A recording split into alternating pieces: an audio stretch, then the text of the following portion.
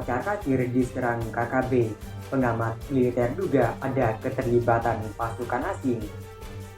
Serangan kelompok kriminal bersenjata KKB atau kelompok teroris separatis Papua (KTSB) terhadap tim gabungan Satgas Yonif R 321-GT dan Kopassus 15 April 2023 yang disebut-sebut membuat pasukan khusus terlatih itu kocar kacir tentu membuat banyak pihak bertanya-tanya.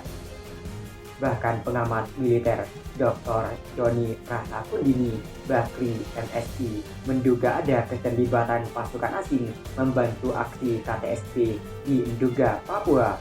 Joni juga mengkritik laporan yang bersifat internal di tubuh militer yang kerap bocor ke publik. Aspek kenapa ini menjadi kebiasaan laporan yang bersifat internal bisa bocor, ini menampar kita mengapa Kopassus bisa kedodoran, paparnya dalam video di halaman Facebook INSTV dikutip denpasar.suara.com Jumat 21 April 2023. Dia juga mempertanyakan seberapa terlatih KKB sehingga membuat Kopassus dan Raider Kostrad bisa diserang dengan mudah operasi militer, dan ada kemungkinan tentara bayaran juga dia ada.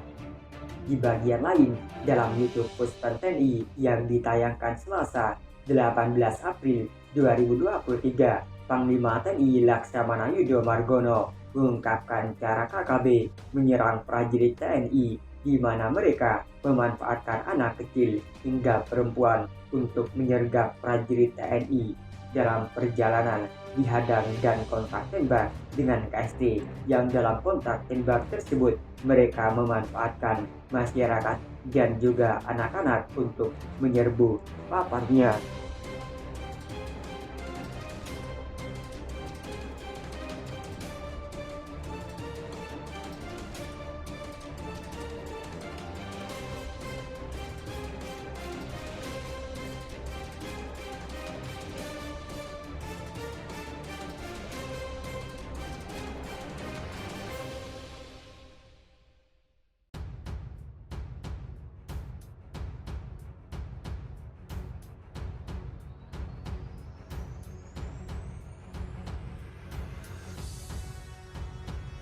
Prajurit TNI gugur saat cari pilot Susi Air.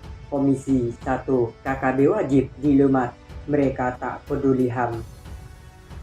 Anggota Komisi 1 DPR fraksi Golkar Dev Laksono menegaskan teroris kelompok kriminal bersenjata KKB Papua harus diberantas, apalagi baru-baru ini KKB menyerang TNI yang sedang melakukan operasi pencarian pilot Susi Air Philip McMartens. Dalam peristiwa tersebut, seorang prajurit TNI tewas. Dev pun mendorong KKB segera ditumpas dari Indonesia. Sejak awal saya katakan TNI harus bertindak tegas memberantas teroris ini. Mereka jelas-jelas pemberontak yang wajib dilumatkan dari bumi pertiwi, ujar Dev saat dimintai konfirmasi Senin 17 April 2023. Dev menjelaskan KKB tidak pernah peduli dengan hak asasi manusia HAM yang mereka langgar selama ini. Bahkan ketika dia KKB malah kerap menggunakan isu HAM demi gerakan separatis mereka. Mereka tidak pernah peduli dengan HAM siapapun dan selalu menggunakan isu-isu tersebut untuk kepentingan separatis, tuturnya. Sementara itu, Dev juga mendorong agar pihak-pihak yang membantu KKB selama ini turut diburu. Menurut Dev, para penyokong KKB ini juga merupakan pelaku pelanggaran HAM berat, dan juga semua pihak yang telah menyokong kegiatan mereka juga wajib untuk kita kejar dan proses karena mereka juga langgar HAM berat, imbuh Dev.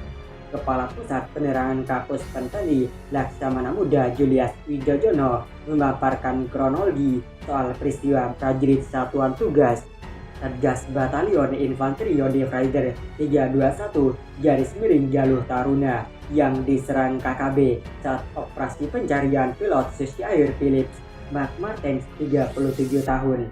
Adapun penyerangan tersebut terjadi di Distrik Mugi, Kabupaten Nduga, Papua Pegunungan, Sabtu 15 April 2023. Akibat penyerangan itu, satu prajurit Komando Cadangan Strategis Angkatan Darat Kostrad Prato Miftahul Arifin gugur. Julius mengatakan peristiwa penyerangan itu terjadi ketika Satgas Yonif Rider 321 sedang mendekati posisi penyandera Philip.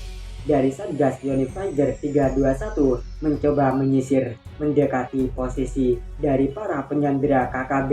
Kemudian ada serangan dari mereka, kelompok kriminal bersenjata, kata Julius saat konferensi pers di Mabes TNI Cilacap, Jakarta Timur Minggu 16 April 2023. Akibat penyerangan tersebut, Prato Miftahul Arifin terjatuh ke jurang dengan kedalaman 15 meter. Setelah itu, lanjut Julius, terjadi serangan lanjut dari KKB terhadap Satgas Yonif Rider 321 ketika prajurit mencoba untuk menolong Prato Miftahul. Mereka mendapatkan serangan ulang, ujar Julius.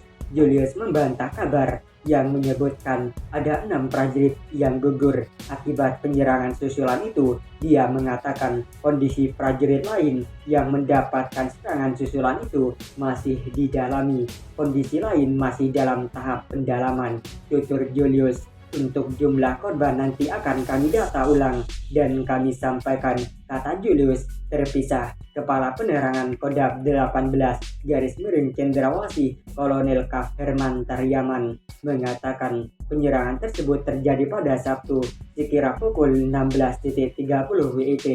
Kejadian penyerangan oleh gerombolan KST, kelompok separatis teroris, terhadap prajurit TNI yang sedang melaksanakan tugas di wilayah Kabupaten Nduga dalam rangka pencarian pilot Susi Air, kata Herman saat dihubungi Minggu.